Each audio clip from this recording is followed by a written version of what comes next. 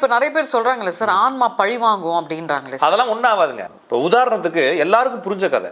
ஏன்னா நம்ம இப்போ என்ன பிரச்சனைனா, இந்தியாவில் இருக்கிறவங்களுக்கு அந்த இந்தியாவில் இருக்கக்கூடிய மதங்களை பற்றி பேசுனா ஏதோ கோவம் வந்துடும். ஒரு பெரிய ஃபுட்பால் கிரவுண்டில் ஒரு ஊசி, அது நான் சொல்கிறது உங்களுக்கு அதை கூட கம்பேரிசன் பண்ணவே முடியாது. அந்த அளவுக்கு நான் புரியுதுக்காக சொல்கிறேன். அப்படி ஒரு ஊசி முனை விழுந்தால் அந்த ஊசி முனையை கண்ணிலே பார்க்க முடியாது. அந்த அளவுக்கு சின்ன புள்ளி தான் நம்மளுடைய சூரிய குடும்பம். அந்த சூரிய குடும்பத்துக்குள்ளே நம்ம இருக்கோம். எங்கள் அப்பா இறந்து ரொம்ப வருஷம் ஆச்சுன்னு வச்சுக்கோங்களேன், ஒரு 30 வருஷம் ஆச்சு. ஆனால் இப்போ கூட யாரையாச்சும் நான் பார்த்தேன்னா, இப்போ அவர் இருந்தால் ரொம்ப வயசாக இருப்பார். இருந்தாலும் நான் என்னுடைய கற்பனைக்குள்ளே அவருடைய வயசுலேயே வச்சுருக்கிறேன். ஒரு புல்லு கொடு, வான்கோழி கொடு, கோழி கொடு, சிகரெட்டு கொடு, ரம்மு கொடு அப்படின்ற, டேய் நீ வரவே வேணாம், அவனை தாண்ட ரொம்ப நாளாக தேடிக்கிட்டு இருந்தேன்ற மாதிரி இருக்கக்கூடிய பொம்பளை அந்த மாதிரி இது காமெடியாக தானே போகுது இல்லையா? எனக்கு ஒருத்தர் சொன்னார், எனக்கு வந்து சிவன் உள்ள காட்சி அளிப்பார் பார்வதி தேவியோடன்னு சொன்னார். நான் என்ன சொன்னேன்னா, அப்படியே அமைதியாக இருங்க, கண்ணை மூடுங்க, அப்படியே யோசிங்க, சிவன் எப்படி இருக்காருன்னு சொல்லுங்கன்னு. கரெக்டான கேள்வி. சிவாஜி மாதிரி இருக்காரா, ஜெமினி கணேசன் மாதிரி இருக்காரான்னு கேட்டேன். ஏன்னா நம்ம சிவன் அப்படி தானே பார்த்துக்கிறோம், சிவாஜி மாதிரி பார்த்துக்கிறோம், ஜெமினி கணேசன் மாதிரி பார்த்துக்கிறோம், அப்புறம் வி.கே. ராமசாமி மாதிரி ஒரு படத்தில் பார்த்துருப்போம், அப்புறம் கமலஹாசன். மொத்தம் இந்த 4 இதில் தான் வர முடியும் இல்லைங்களா? இந்த இடத்துல இறைவனை நான் கொச்சப்படுத்தல. இறைவன் அப்படிங்கிறவரை நம்மளா புரிஞ்சுக்கிட்டு அவர் ஒரு பிராக்கெட்டுக்குள்ள அடைக்கிறோம். ஒரு கம்பெனில இருந்து நம்மளுக்கு ஒரு ஜாப் கொடுத்துருக்காங்க, சேல்ஸ் எக்ஸிக்யூட்டிவா இருக்கிறேன் நான் ஒரு கம்பெனில. அப்படிங்கிறப்ப இந்த சேல்ஸ் எக்ஸிக்யூட்டிவ்னா எனக்கு என்ன வேணும்னா, அந்த கொடுக்கக்கூடிய பொருளை மார்க்கெட்டிங் பண்ணணும். ஆமா, இந்த பொருள் எங்க வாங்கினா, இந்த கம்பெனி எப்படி ஆரம்பிச்சா, அந்த பொருளை காசு எங்க செய்ய போறான், எங்க ஹோல்டு பண்ணுவான்ற எந்த அறிவும் நம்மளுக்கு கிடையாது. நம்ம இந்த இடத்துல ஒரு பொருளை கொடுப்போம், அந்த பொருளை வித்து கொடுப்போம், அதுக்கு டார்கெட் கொடுப்பான், 10 பொருள் விற்கணும். என்ன மாதிரி 1000 எக்ஸிக்யூட்டிவ் இங்க இருப்பான், ஒவ்வொருத்தரும் 10 பொருள் விற்பான். என்ன மாதிரி 10,000 எக்ஸிக்யூட்டிவ் வேற ஒரு பொருள் கூட இந்த கம்பெனில விற்கலாம். எல்லா தகவல்களும் எனக்கு இந்த கம்பெனியில் எதுக்காக எக்ஸிக்யூட்டிவ் பண்ணுறேன், இந்த எவன் திங்க போகிறான், எந்த அடுத்தடுத்த ஜென்மங்கள், அடுத்தடுத்த ஜென்ரேஷனில் அவன் பிள்ளை யார், அவன் பிள்ளைக்கு எந்த அக்கௌண்ட்டில் பணம் போட போகிறான், அவனுக்கு என்ன வாங்கி கொடுப்பான்னு எனக்கு எதுவும் தெரியாது. ஆனால் அவனுக்காக நான் என்ன செய்வேன், மெனக்கெட்டு வேலை பார்ப்பேன்ற மாதிரி இந்த பிரபஞ்சத்துக்காக நம்ம வேலை பார்க்குறோம். அதோட நம்மளுடைய பர்பஸ், ஆன்மாவுடைய பர்பஸும் இங்கே நடக்குதுன்ற அடிப்படையில் இந்த ஆன்மா அடுத்தடுத்த ஜென்மம் எடுப்பது தடுக்க முடியாது. காரணம் என்னன்னா, இங்கே இருக்கக்கூடியது ஒரே சக்தி தான். ஆனா இப்ப நிறைய பேர் சொல்றாங்களே சார், ஆன்மா பழி வாங்கும் அப்படின்றாங்களே. அதெல்லாம் ஒன்றும் ஆகாதுங்க. அதெல்லாம் இந்த உடம்புக்கு தாங்க. நான் சொல்றதுங்க, இந்த இடத்துல புண்ணு இருக்கு அப்படிங்கிறது தூங்கி சொன்னே தெரியுது சரிங்களா? செத்ததுக்கு அப்புறம் இந்த இடத்துல புண்ணு வந்தது, இந்த புண்ணை எவன் வெட்டுனா, எவன் அறுத்தான், எவன் தையல் போட்டான், எவன் எனக்கு பழி வாங்கினான்ற அந்த ஆன்மாவுக்கு எப்படி தெரியும்? எல்லாம் இந்த மூளைக்கு தானே தெரியும், இந்த மனசுக்கு தானே தெரியும். இதெல்லாம் கழட்டி தான் விட்டுட்டு போயிடுதுல்ல அது. அப்ப என்னன்னா, இதுல அனுபவப்பட்ட அனுபவங்கள் வழியாக அதனுடைய பாவ புண்ணியங்களை மட்டும் அதை எடுத்துக்கும். ஏன் சார் இப்ப என்ன விட்ட குறை தொட்ட குறையோ, நான் முன் ஜென்மத்துல உனக்கு கொடுக்கணும் வாங்கிட்டு, அது சும்மா வார்த்தைக்காக சொல்றதுங்க. கவிதைக்கு பொய்யழகுன்னு சொல்றான் இல்லையா? என்ன சார் இப்படி புசுக்குன்னு சொல்றீங்க? கவிதைக்கு பொய்யழகு. அப்ப 7 ஜென்மம், அப்ப 100 ஜென்மம் எனக்கு தேவையா அப்படின்னா, வேற ஏதாச்சும் கேளு, சாகா வரம் கேட்போம் அப்படின்னு சொல்லி அவன் 100 ஜென்மம் நமக்கு பத்தாது, நம்ம 2 பேரும் சேர்ந்து வாழ்றதுக்கு அப்படிலாம் பாட்டு பாடுறாங்கல்ல. ஒரு 100 ஜென்மம் வாழ்ந்தா எப்படி இருக்கும்? ஏன் சார், நான் அப்போ கொஞ்சம் அமானுஷ்யமாவும் கேட்குறேன். அதாவது இவ்வளவு ரொம்ப அழகா சயின்டிஃபிக்கா சூப்பரா சொன்னீங்க இந்த ஆத்மாவை பத்தி, ரொம்ப நல்லா இருந்தது. ஸோ இன்னும் ஒரு ஸ்டெப் மேல போய் கேட்குறேன். இப்போ ஒரு சில சாங்கிய சம்பிரதாயத்துலலாம் எப்படின்னா, இறந்தோடனே அந்த இலையெல்லாம் போட்டு அந்த கலசம் வைக்கிறப்போ அந்த குடும்பத்துக்குள்ளேயே திருப்பி அந்த இறந்த ஆத்மா வந்து பிறக்கும். அதெல்லாம் வந்துங்க ஒரு நம்பிக்கை. நான் சொல்றது புரிஞ்சுட்டா, ஒரு நம்பிக்கை. நம்மளுக்குள்ளே நம்ம அப்பாவே பிறக்கணும், மறுபடியும் என் பொண்டாட்டியே எனக்கு பிறக்கணும், நான் உனக்கு மகனா பிறக்கணும் அப்படின்னு கேட்கு, நான் மறுபடியும் உனக்கு பொண்டாட்டியாவே பிறக்கணும், எத்தனை ஜென்மம் எடுத்தாலும் நான் உனக்கே வந்து கல்யாணம் பண்ணிக்கணும் அப்படின்றதெல்லாம் வந்து என்னன்னா, நம்மளுடைய கற்பனை ஆற்றல்கள், நம்ம ஒரு விஷயத்தை சூப்பர்லேட்டிவ் பண்ணி உருட்டுறது அப்படின்னு கூட சொல்லலாம். அப்படி நடக்குமானா நடக்கலாம், நடக்காம கூட போகலாம். நம்மளுக்கு அது தெரியல. ஏன்னா இந்த ஆன்மா தன்னுடைய பாவ புண்ணியங்களுக்கு தகுந்த மாதிரி உடல் எடுக்குதுன்றது நம்பிக்கை இருக்கு. ஆசைக்கு தகுந்த மாதிரிலாம் உடல் எடுக்கல. நான் சொல்றது புரிஞ்சுக்கிட்டீங்களா? ஆசை இந்த பொண்டாட்டியோட எத்தனை வருஷம் தான் வாழ்றது இல்லையா? அப்ப கேட்டுக்கோங்க, பார்த்திபன் சாரோட வயசு தான் கேட்டுங்க இல்லைங்களா? நான் சொல்றது நான் எல்லாத்தையும் தானே சொல்றேன். அப்ப இது வந்து என்னன்னே நம்மளுக்கு புரியலைங்க. ஓகே, இது வந்து என்னன்னா, ஆற்றல் அழிவின்மை கோட்பாடுன்னு சொல்றாங்க. ஒரு ஆற்றல் அழியாது, ஒரு ஆற்றல் இன்னொரு ஆற்றலாக மாறும். அப்ப ஆன்மா அப்படிங்கக்கூடிய ஆற்றல் இறைவன் அப்படிங்கக்கூடிய ஆற்றலாக மாறலாம். அதுக்கான ப்ராசஸ் தான் இது எல்லாமே அப்படின்னு நீங்க புரிஞ்சுக்கணுமே தவிர இதை தாண்டி இதுல ஒன்றும் இல்லை. அப்ப இதை துரியப்படுத்துற அப்ப வல்லார் என்ன சொல்றாருன்னா, எல்லா ஆன்மாக்களும் ஒரு டயத்துல வந்து தன்னுடைய எல்லா உண்மைகளையும் தெரிஞ்சுக்கும். இயற்கையாகவே அது என்ன தெரிஞ்சுக்கும். நம்மளுக்கு அது ப்ராசஸே தேவையில்லை. ஆனால் காலம் எடுக்கும். புரிஞ்சுங்க, காலம் எடுக்கும். எத்தனை கோடி ஆண்டுகள் ஆகுது.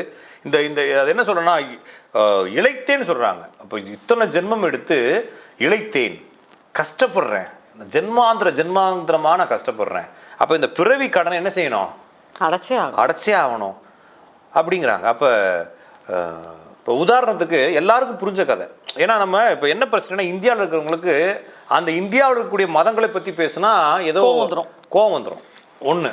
அதுக்கப்புறமா இதெல்லாம் பொய்ன்னு ஒரு நம்பிக்கையும் நம்ம ஆளுங்க வச்சுக்கிருக்காங்க. இதை எப்படின்னா ஒரு கும்பிட்டா அது சரி, ஆனால் இதை பற்றி லாஜிக்காக யோசிச்சா தப்புன்னு ஒரு குரூப் வச்சுருக்கிறானுங்க. இப்படி பேசினாலே தன்னை முட்டாள்னு நினைக்கக்கூடிய ஒரு குரூப்பும் இருக்குது. ஆனால் வெளிநாட்டினுடைய விஷயத்தை பற்றி பேசினா நம்மளை அறிவாளி அப்படின்னு சொல்கிறாங்கன்றப்ப இப்போ வெளிநாட்டு விஷயத்தாவே வருவோமே. இப்போ இயேசு வந்து மரிச்சார், திருப்பி என்ன பண்ணார்? மூணு நாள் உயிர்த்தார். அவர் உயிர்த்தெழுந்து இப்போ எங்கே இருக்கிறார் தெரியலையே. அது மாதிரி இங்கே இருக்கக்கூடிய மண்ணில் இருந்தவங்களும் உயிர்த்தெழுந்திருக்காங்க நிறைய பேர். அப்போ அவர் எங்கே இருக்கிறாருன்னு இவங்க கேள்வி கேட்குறாங்க. அப்போ எல்லாத்தையும் யாரும் கேள்வி கேட்கறது இல்லை. அப்போ என்ன சொல்கிறாங்கன்னா 2800 உலகம் இருக்குன்னு வள்ளலார் எழுதுறாரு. சரிங்களா? எல்லா உலகத்துலேயும் உயிர்கள் இருக்குன்னு எழுதுறாரு. அப்போ அண்ட சராசரத்தில் நம்ம மட்டும்தான் வாழ்கிறோம்னு நம்ம நினச்சிக்கிட்டு இருக்கோம் இல்லையா? நம்ம ஊரில் மட்டும்தான் அப்படிதான் நினைக்கிறோம். நம்ம ஊரில் மட்டும்தான் மக்கள் வாழ்கிறாங்க, நம்மளுக்கு மட்டும்தான் ஆசை இருக்குது, வேற எவனுக்கு மொழியும் இல்லை, அறிவும் இல்லை, வாகனமும் இல்லை, வண்டியும் இல்லை, நாடு இல்லைன்னு நினைக்கிற மாதிரி இதே மாதிரியே வாழ்க்கை அமெரிக்காவில் வாழ்கிறான், இதே மாதிரியே வாழ்க்கை கொரியாவில் வாழ்கிறான், இதே மாதிரியே வாழ்க்கை சைனாவில் வாழ்கிறான். நம்ம புரியல இல்லையா? அப்போ சைனாவில் இருக்கிறவன் எப்படி சிந்திப்பான் தன்னுடைய மனைவியை பற்றி? கொரியாவில் இருக்கிறவன் எப்படி சிந்திப்பான்? அமெரிக்காவில் இருக்கிறவன் எப்படி சிந்திப்பான்? சிந்தனைகள் மாறுது இல்லைங்களா? அவனுடைய கலாச்சாரத்துக்கு அது என்னன்னா இதே மாதிரி உலகங்களே பல விஷயங்கள் ரொம்ப இப்படி கண்டங்கள் பல இருக்கும். அது மாதிரி உலகங்களும் பல இருக்கு. ஏன்னா நம்மளுடைய சூரிய குடும்பம்னு இருக்கு இல்லைங்களா? இது வந்து ஒரு பால் வீதியில ஒரு பெரிய பேப்பர்ல எப்படி ஒரு பெரிய பேப்பர்னா ஒரு ஃபுட்பால் கிரவுண்ட் அளவுக்கு ஒரு பெரிய பேப்பர்ல ஒரு சின்னதா ஒரு ஒரு ஒரு ஊசியினுடைய முனி இருக்குன்னு வச்சுங்களேன். அந்த ஊசி முனி விழுந்தா ஒரு சின்ன ஓட்டை விழுகும் இல்லையா? சின்ன ஓட்டை. அந்த அளவு நம்மளுடைய சூரிய குடும்பம் ஒரு பெரிய ஃபுட்பால் கிரவுண்ட்ல ஒரு ஊசி. அது நான் சொல்றது உங்களுக்கு அதை கூட கம்பேரிசன் பண்ணவே முடியாது. அந்த அளவுக்கு நான் புரியுதுக்காக சொல்றேன். அப்படி ஒரு ஊசி முனை விழுந்தா அந்த ஊசி முனையை கண்ணிலே பார்க்க முடியாது. அந்த அளவு சின்ன புள்ளி தான் நம்மளுடைய சூரிய குடும்பம். அந்த சூரிய குடும்பத்துக்குள்ள நம்ம இருக்கோம். நம்ம பூமி இருக்குது, செவ்வாய் இருக்குது, சந்திரன் இருக்குது, சனி இருக்குது, எல்லாம் இருக்குது. இது போல ஒரு பால் வீதியில லட்சம் சூரிய குடும்பம் இருக்குன்னு சொல்றாங்க. ஒவ்வொரு சூரிய குடும்பத்திலையும் ஒரு பூமி இருக்குங்கிறாங்க. இந்த பால் வீதி போல கோடிக்கணக்கான பால் வீதிகள் ஒரு பிரபஞ்சத்தில் இருக்குன்னு சொல்றாங்க. இந்த பிரபஞ்சம் போல கோடிக்கணக்கான பிரபஞ்சங்கள் ஒரு அண்டத்தில் இருக்குன்னு சொல்றாங்க. இது போல அண்டத்துல பேரண்டத்துக்குள்ள இது மாதிரி ஆயிரக்கணக்கான கோடிக்கணக்கான அண்டங்கள் இருக்குன்னு சொல்றாங்க. அப்போ எவ்வளவு பெருசு தெரியுங்களா இந்த உலகம்? நம்ம தவுளூண்டு நம்மளை கணக்கிலே வச்சுக்க முடியாது. போடாத ஓரமா போடான்ற மாதிரி போய் பெரியவங்களை கூட்டு வராங்கன்ற மாதிரி நம்மளா நம்ம நினைச்சுன்னா அறிவாளி நினைச்சுக்கிறது. ஏன் சார் அப்போ இறந்தவங்க வந்து ஒரு 2-3 நாள்ல இங்க உட்காந்துட்டு இருந்த மாதிரி இருந்தது, நடமாட்டம் இருந்த மாதிரி இருந்தது. லவ் ஃபெயிலியர் இருக்காருங்களாம் பாத்திருக்கீங்களா? என் பொண்டாடி போய் ஆள் கால் பண்ற மாதிரி இருக்குது, நைட்லாம் நான் கூப்பிடுன்னு இருப்பாங்க. அப்படியா? இது வந்து என்னன்னா இல்யூஷன்ல ஒரு அன்பு மிஸ் பண்ண முடியாம இருக்கிறது. நம்மளுக்கு 1000 குழப்பம். எங்க அப்பா இறந்துட்டாருங்க சார் என்னுடைய 13 வயசுல. சரிங்களா? எனக்கு என்ன கொஸ்டின் இருந்துச்சுன்னா எங்கள் அப்பா மறுபடியும் வருவார்ல, என்ன சொல்கிறதுன்னு யோசிச்சுட்டே இருந்தேன். எனக்கு தெரில. ஏன்னா அந்த இடத்துல என்ன செய்யறது, ஒருத்தரை மிஸ் பண்ணிடுறோம் இல்லைங்களா? ஒரு லைஃப் சூப்பராக போகுது. என்னுடைய வாழ்க்கையில் என்னுடைய கனவுகள், ஆசைகள், சிந்தனைகள் எல்லாமே என்னுடைய மொத்த குடும்பத்தினுடைய சிந்தனைகளோட கலந்துருக்குது. அங்கே ஒருத்தர் இனிமேல் வரவே மாட்டாரு அப்படின்றப்ப அவங்க என்னதான் யோசிக்கிறது? ஒரு ஆப்சன்ஸ். அதை எப்படி இட்டு நிரப்புறது? அதுக்கு வார்த்தைகளும் கிடையாது, அதுக்கு எதுவுமே கிடையாது இல்லைங்களா? நான் சொல்றது புரிஞ்சுட்டீங்களா? ஏன்னா திருப்பி வரும் அப்படின்னா வேற, அது என்ன தெரியல, என்ன அவனே தெரியல, அது என்னன்னே தெரியல. அங்க ஒரு சிந்தனை இருந்துச்சு. அவர் பட்ட ஆசைகள் இப்ப என்னாச்சு? எங்க அப்பா ஒரு ஆசையோட வாழ்ந்துருக்கலாம், அந்த ஆசை என்னாச்சு? எங்க அப்பா எனக்கு ஒரு திட்டம் வச்சிருக்காங்க, அந்த திட்டம் என்னாச்சு? அவருடைய கூட கம்யூனிகேட் பண்ணணும்னு நினைச்சிருக்கலாம். என்ன எங்கூட எங்க அப்பா பேசியிருந்தாரு, என்னாரு? இதுதான் எவ்வளவு கொஸ்டின் எனக்குள்ள. அப்ப அவ்வளவு குழப்பத்தில் இருக்கிறவனுக்கு என்ன ஆகும்? ஒரு குழப்பம் வரும். அந்த குழப்பத்துல எங்க அப்பா பேசுறாரு அவன் வேணா பேசி நினைச்சுக்க வேண்டியதான், தப்பு இல்லையே? இப்போ கூட நான் யாராச்சும் பைக்கில் போனாங்கன்னா நான் யோசிப்பேன், எங்கள் அப்பா இருந்தால் எனக்கு ஒரு புல்லட் வாங்கி கொடுத்துருப்பேன்ல நான் எங்கள் அப்பாவுக்குன்னு. ஓகேங்களா? அப்போ எங்கள் அப்பா இறந்து ரொம்ப வருஷம் ஆச்சுன்னு வச்சுக்கோங்களேன், ஒரு 30 வருஷம் ஆச்சு. ஆனால் இப்போ கூட யாரையாச்சும் நான் பார்த்தேன்னா, இப்போ அவர் இருந்தால் ரொம்ப வயசாயிருப்பார். இருந்தாலும் நான் என்னுடைய கற்பனைக்குள்ளே அவருடைய வயசுலேயே வச்சுருக்கிறேன். அப்போ இருந்ததை என்ன வாங்கியிருப்பேன்? ஒரு புல்லட் வாங்கி கொடுத்துருப்பேன், ஒரு கார் வாங்கி கொடுத்துருப்பேன். ஒருவேளை அவர் என்னோட பெரிய ஆளாக கூட இருந்திருக்கலாம், இல்லைன்னா என்னோட சின்னதாக எப்படி வேணாலும். என்னுடைய ஆசைகள் இப்போ 30 வருஷம் கழிச்சு கூட என்னுடைய திட்டங்களுக்குள்ள என்னுடைய அப்பாவை என்ன வச்சுக்கிட்டே இருக்கிறேன். இப்போ எங்க வீட்டில் இருந்தால் எங்க அப்பா இருந்தால் என் பையனை ஸ்கூலுக்கு கூட்டு போய் காலேஜ் கூட்டு போயிருப்பாருன்னு யோசிக்கிறோம். அவர் 30 வருஷம் கழிச்சு கூட அந்த சிந்தனைகளோட நம்ம குழப்பிக்கிட்டே இருக்கிறோம். அப்படின்றப்ப இதை இறந்து ஒரு வாரத்தில் இருக்கத்தானே செய்யும் சார். இதை விட ஒரு படி மேலே போய் எப்படி பண்றாங்கன்னா, இப்போ வீட்டில் ஒருத்தவங்க இறந்துட்டாங்கன்னு வைங்களேன், அந்த அந்த அந்த ஆத்மா வந்து பொண்டாட்டி மேலேயே வருதான், வந்து இப்படின்லாம் பேசுதான். இதெல்லாம் மூட நம்பிக்கையா? நல்லதானுங்க. இப்போ எங்க அப்பா, நான் சொன்னேன் எங்க அப்பா இறந்துட்டாருன்னா, எங்க அப்பா என் கூட பேசியிருக்காருன்னா எவ்வளவு நல்லது. கூடயே வச்சுக்க வேண்டியதானே. சார் நீங்க சொல்றது ஒரு நல்ல எமோஷனலா சூப்பர்னு சொல்றீங்க. ஆனா இதுவே ஒரு சில பேர் பகடக்காயா பயன்படுத்தி ஒருத்தவங்களை முட்டாளாக்குறாங்கல்ல சார். அது முட்டாள் ஆகுறவங்களுக்கு ஒரு புத்தி வரணும்ல. சரிங்களா? அப்போ உங்கள் வீட்டுக்காரர் திருப்பி வந்துட்டாருன்ற ஏதோ ஒரு படத்தில் ஒரு புல்லு கொடு, வான்கோழி கொடு, கோழி கொடு, சிகரெட்டு கொடு, ரம்மு கொடு அப்படின்ற டேய் நீ வரவே வேணாம், அவனை தாண்ட ரொம்ப நாளாக தேடிக்கிட்டு இருந்தேன்ற மாதிரி இருக்கக்கூடிய பொம்பளை வந்து அந்த மாதிரி இது காமெடியாக தானே போகுது இல்லையா? இதெல்லாம் வந்து நம்மளுடைய நம்பிக்கை சார்ந்த விஷயங்களை குழப்பி சம்பாதிக்கிறவங்களுடைய சிந்தனை. இது ஒருவேளை இப்ப இருக்க படங்களோட தாக்கமா சார்? ஆமாங்க. இப்ப நான் ஒருத்தர் எனக்கு என்ன செஞ்சாருன்னா, நான் தியானம் பண்றப்ப எனக்கு சிவன் காட்சி அளிக்கிறாருன்னு சொன்னாரு. நிறைய நான் அவர்கிட்ட கேட்டேன், கண்ணை முடிக்க முருகர் பேசுறாரு இல்ல, நான் அவர்கிட்ட ரியலா நடந்ததுங்க. எனக்கு ஒருத்தர் சொன்னார், எனக்கு வந்து சிவன் உள்ள காட்சி அளிப்பாரு பார்வதி தேவியோடன்னு சொன்னாரு. நான் என்ன சொன்னேன்னா, அப்படியே அமைதியா இருங்க, கண்ணை மூடுங்க, அப்படியே யோசிங்க, சிவன் எப்படி இருக்காருன்னு சொல்லுங்கன்னு. கரெக்டான கேள்வி. நானா இருந்தாலும் அப்படி கேட்டிருக்கேன். சிவன் எப்படி இருக்காரு கண்டுபிடிங்க, கண்ணை மூடுங்க, அப்படியே திருப்பி ரீகால் பண்ணுங்க. ஏன்னா நம்மளுக்குள்ள வந்து ரீகால் பண்ண முடியும் தானே. சிவாஜி மாதிரி இருக்காரா, ஜெமினி கணேசன் மாதிரி இருக்காரான்னு கேட்டேன். ஏன்னா நம்ம சிவன் அப்படித்தானே பார்த்துக்கிறோம், சிவாஜி மாதிரி பார்த்துக்கிறோம், ஜெமினி கணேசன் மாதிரி பார்த்துக்கிறோம், அப்புறம் வி.கே. ராமசாமி மாதிரி ஒரு படத்தில் பார்த்துருப்போம், அப்புறம் கமல்ஹாசன். மொத்தம் இந்த 4 இதில் தான் வர முடியும் இல்லைங்களா? ஏன்னா நம்ம மைண்ட் அப்படி தான் பிளாக் பண்ணி வச்சிருக்கோம். இவங்க தான் அந்த மாதிரி அந்த கேரக்டர்ஸ் பண்ணிருக்காங்க. அப்போ என்னன்னா நம்ம மைண்டுக்குள்ளே இதாக வரும். இல்லைன்னா நம்ம வீட்டில் இருக்க ஃபோட்டோவில் இருக்கக்கூடிய ஃபேஸ் மாதிரி வரலாம். அது எல்லாம் கற்பனை தானே. சிவன் எதுக்கு உங்களுக்கு காட்சி அளிக்கணும்? சிவன் உருவத்தோட அப்போ என்னன்னா நம்ம இப்படி தான் இருக்குன்னு புரிஞ்சுக்கிறோம். அப்போ இது வந்து மதத்தை இழிவுபடுத்துறது கிடையாது. அப்படி உங்களுக்கு மட்டும் என் காட்சி தரணும்?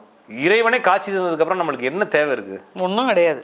மொத்தமே வாழ்க்கையே முடிஞ்சிருச்சு. அதுக்கப்புறம் என்னுடைய மொத்த மகிழ்ச்சி அப்படியே என்ன சொல்றாங்கன்னா, பரமானந்தத்தில் குதித்தேன்னு சொல்றாங்க. இறைவனை ஒரு தடவை பார்த்துட்டோம்னா எல்லா பிரச்சனையும் என்ன ஆயிடுச்சு, எனக்குள்ள அடுத்து வாழ்க்கையே இல்லை, என்னுடைய மொத்த ஜென்மாந்திர தேவைகள் என்ன ஆயிடுச்சுங்க, ஒரே செகண்ட்ல என்ன ஆயிடுச்சு, அவ்வளோதான். எனக்கு கமல் ஒரு படத்தில் இந்த படத்தில் ஒரு கோயில் குருக்குள்ளா இருப்பார் பாருங்க, இந்த இதெல்லாம் தூக்கிட்டு போவாங்க பாருங்க வெளியே, தசாவதாரத்தில் அவர் எப்படி அந்த இறைவனை நினைச்சு பாடுறாரு ஓகேங்களா? அது மாதிரி நான் ஓம் நம சிவாயன் கதை சொல்லிட்டோன்னே ஒரு இது சொல்லுவார். அந்த மாதிரி ரொம்ப உணர்ச்சி வசப்பட்டு இறைவன்ட்டே சரணாகதி அடைஞ்சதுனால ஒருத்தர் பார்த்தா கடைசியில் அதை பார்த்துட்டு இங்கே வந்து நம்மள்ட்ட ஐடியா கேட்பாங்க வாழ்றதுக்கு இல்லையா?